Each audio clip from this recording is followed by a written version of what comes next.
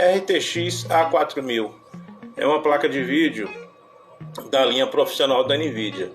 O defeito reclamado pelo cliente é que a placa não é reconhecida e ela tem um comportamento intermitente. Às vezes é reconhecida, mas funciona por uns 20 segundos e a placa morre, né? Então ela está aqui e pelo que eu pude verificar em uma análise inicial aqui, a placa está entrando em proteção, tá? Ela está perdendo os 5 volts dela. É uma das tensões principais, que sem essa tensão a placa não trabalha. Então, analisando aqui o esquema elétrico, a gente pode observar em que existe um sinal, que é um sinal que ativa, um sinal de enable, que ativa os 5 volts, tá? Inclusive o nome do sinal é 5 volts enable, tá? Esse sinal que está matando os 5 volts, ele não está acontecendo, tá? E após uma análise no circuito, existe uma configuração aqui desses, é um dual transistor, são 2 transistores em um componente só, em uma configuração aqui de amplificador Darlington, mas aqui eles funcionam como chaves, na verdade, em que esse componente aqui ele não está funcionando, tá, como deveria. Provavelmente é ele, tá? Eu fiquei preocupado nessa análise porque esse sinal quem comanda esse sinal é a GPU. Então, se a GPU perceber algum problema, ela desliga os 5 volts e a placa se apaga por completo, tá? Mas eu encontrei uma baixa resistência aqui, fiz uma injeção de sinal nesse circuito e que quem esquentou foi esse dual transistor. Eu só consegui observar que ele esquentou graças a uma câmara térmica, tá? Com o dedo, foi uma corrente de 150 mA que com o dedo aqui no tátil você não consegue observar nada esquentando não. Só foi possível graças a uma câmara térmica. Então eu vou remover esse componente e vamos avançar aí no reparo.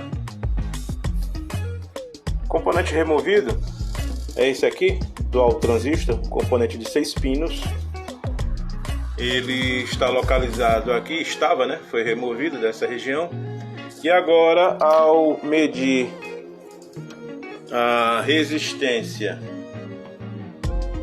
num ponto aqui que eu estava identificando uma baixa resistência, o valor da resistência já está normal, tá? Tá aqui na ordem de quase 5.000 k ohms. Antes com o transistor estava acho que 20, 30 ohms por aí.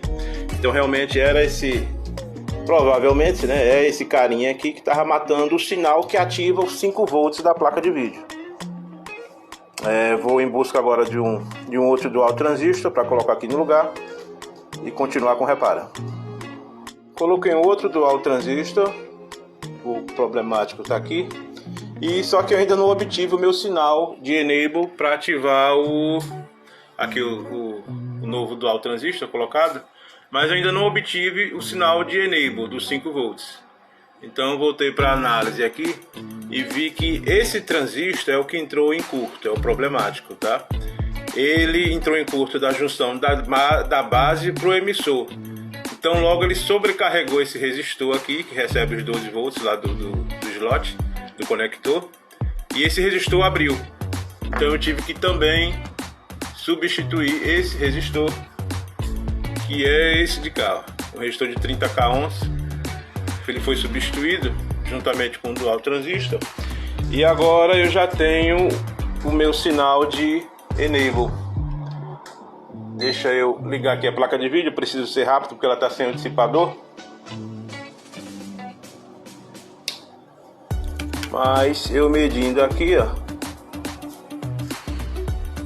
meu sinal já tenho meus 2,4 volts, que é o sinal que ativa os 5 volts. Provavelmente eu já botei 5 volts. Virei a placa, coloquei aqui um dissipador. O circuito de 5 volts é nessa bobina aqui, juntamente com esse circuito integrado. Interessante que o sinal que ativa esse circuito é o que eu estava trabalhando, é na outra extremidade da placa e no outro lado da placa, bem distante, né? Eu vou ligar aqui a placa. Liguei. E vamos medir na bobina aqui dos 5 volts. Eu já tenho os 5 volts aqui de forma estável. Agora eu vou partir para um banho ultrassônico nessa placa. É a hora do banho ultrassônico em álcool isopropílico, que garante uma boa limpeza na placa.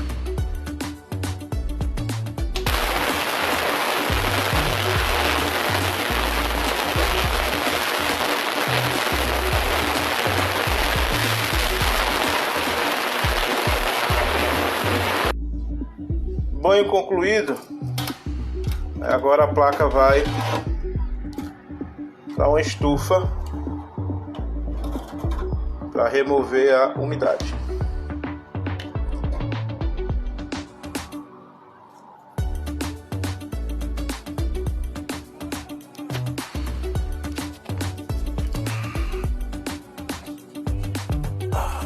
Colocando na estufa. Ficar aí por algumas horas para garantir uma plena remoção de toda a umidade da placa.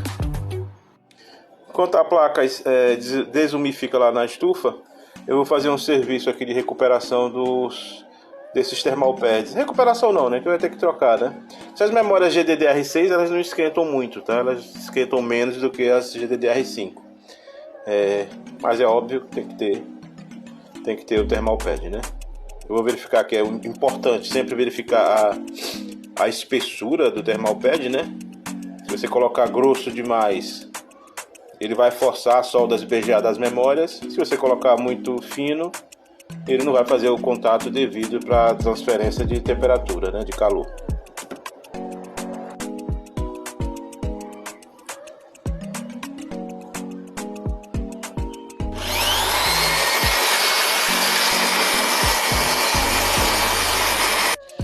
Realizando a montagem da placa após a limpeza.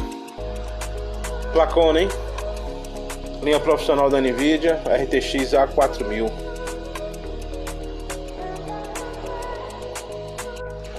Placa de vídeo montada em teste, reparada.